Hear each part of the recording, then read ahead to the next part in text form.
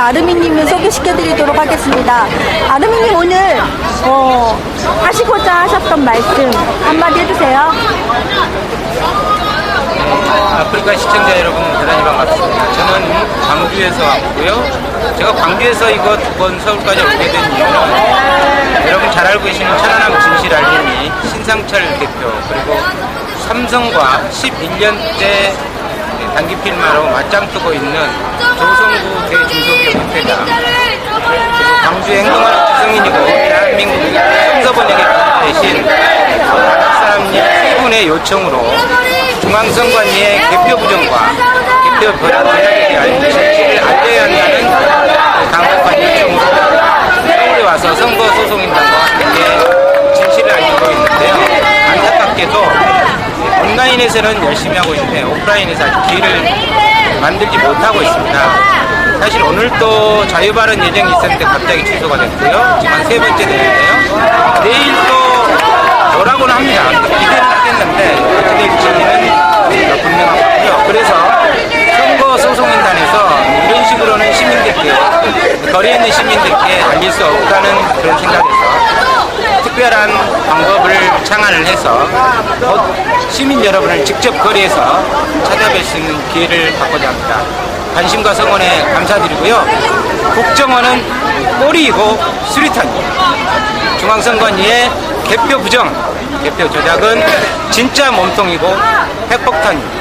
저 귀태 세력들이 준동하지 못하도록 그리고 우리가 여러분이 염원하는 여러분의 시대, 진정한 시민 주권 시대로 가기 위해서는 반드시 중앙선관위의 개표 부정과 개표 조작에 대한 진실을 보다 더 많은 국민들이 아셔서 분노하고 참여해서 여러분의 시대의 시민 주권 시대를 내려갈 수 있기를 희망하고요. 함께 해주시기를 부탁드립니다. 선거소송인단의 아낌없는 사랑과 성원에 감사드립니다. 고맙습니다. 네, 신상철님 요새 어떻게 지내시고 있는지 올라왔네요. 네, 매우 안타까운데요. 지금 대장암 3기 투병 중이어서 사실은 신상철 대표가 해야 되는데 저에게 이제 부탁을 해서 편치 않은 몸이기 때문에 제가 여기 올라와 있는데요.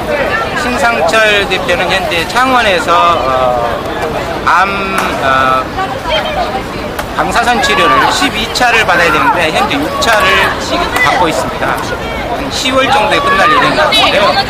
그 암 치료가 끝나면 곧바로 천안암 소송이 다시 제기될 예정이고요. 그때까지 만약에 이 총체적 부정선거 국면이 끝나지 않으면 합류할 것으로 생각을 하고 있습니다. 네, 알겠습니다. 이 개표 부정이 정당하다고 그래서 우리 보고 수긍을 안 한다고 얘기를 하고 있기 때문에 아르미님은 개표 부정이 밝혀져야 이렇게 박근혜가 내려올 수 있고 재선거가 이루어질 수 있고 선거가 바로 잡을 수 있다고 하신 말씀이었습니다. 아르미님도 화이팅! 네, 그거 지금 안단태 사랑님께서 말씀하셨는데요. 그거 덧붙여서 잠깐만 말씀드리겠습니다. 사실 민주당은 국정원 개혁을 하자고 하죠. 그리고 대선 불복이 아니다라고 하는데요. 민주당의 말은 유명 타당성이 있지만 바람직한 발언은 아니라고 봅니다. 왜냐하면 지금 현재 박근혜라는 사람을 사퇴를 해라라든가 책임져라 이런 발언은 온당치 않고요. 대선 불복이다 이 이야기도 할 필요가 없는 거죠. 왜냐하면 원천적으로 총체적 부정선거를 자행했기 때문에 대선 무효화시키면 당연히 그 직에서 내려와야 하는 겁니다. 그래서 지금 우리가 국민 여러분이 하나의 초점으로 맞춰져야 되는 이유가 뭐냐면 박근혜 사퇴 이 문제가 아니에요. 사실은 대선 무효만 시키면 되는 겁니다. 지금 대법원에 12,000명의 전국의 시민들이 선거소송인단과 함께 제18대 대통령 선거구제 소송을 제기한 상태이기 때문에 대법원이 이걸 하루빨리 속행해서 판결을 내려야 됩니다. 그러면 그 이후에 현행법에 60일 이내에 재선거를 해야 된다는 현행법 조항이 있기 때문에 법대로 따르면 됩니다. 선거소송인단은 법대로 하자는 겁니다. 법치국가이기 때문에 그 점을 인지해 주시기를 부탁드립니다. 네, 법대로 하라 이 말씀이셨습니다. 감사합니다. 고맙습니다.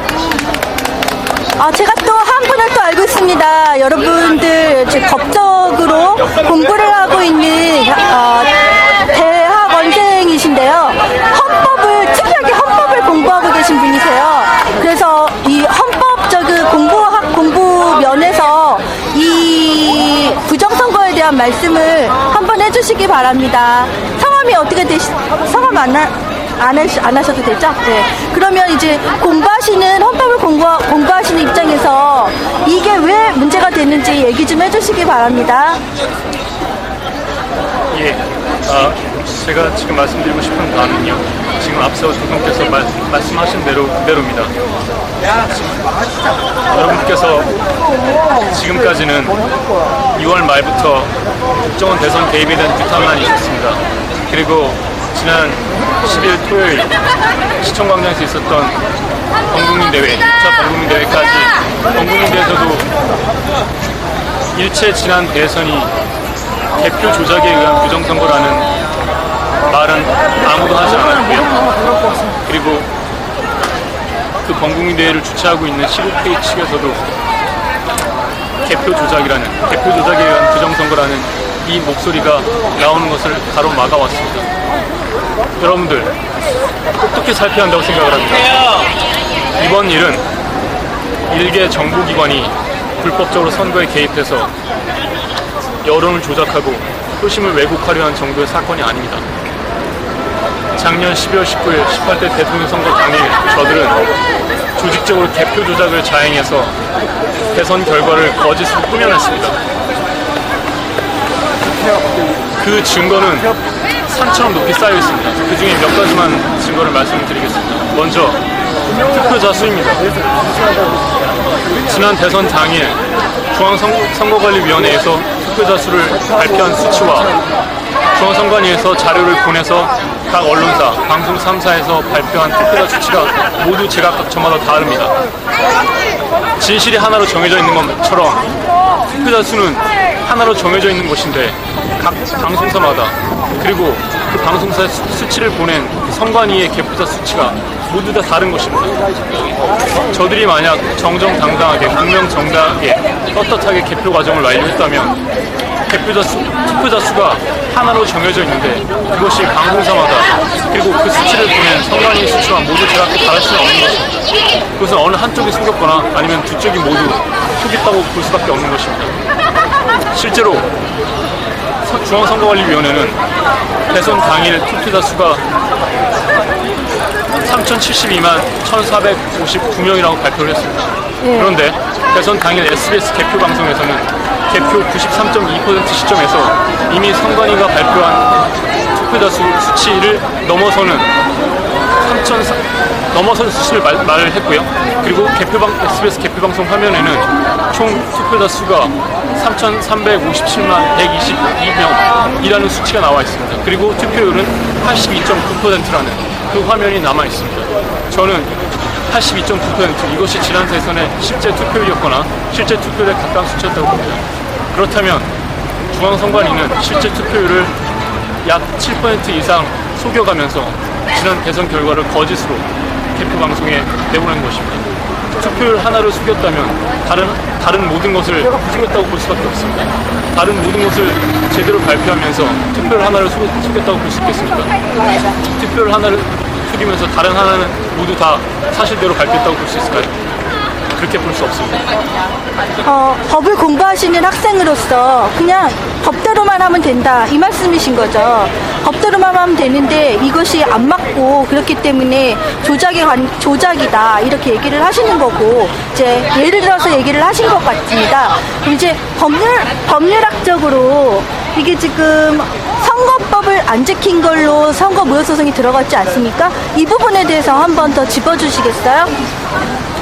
예, 지난 선거소송인단에서 여기 계신 한영수 대표님과 다른 원고 그리고 10,000명이 넘는 선거소송인단에서 함께 소송을 제기하셨고요. 아직 대법원에서 지금 이 본안에 대한 심판을 아직 하고 있지 않습니다. 안 하고 있어요. 예, 저는 이 대법원이 분명히 직무를 유기하고 있는 것이라고 저는 말할 수밖에 없고요.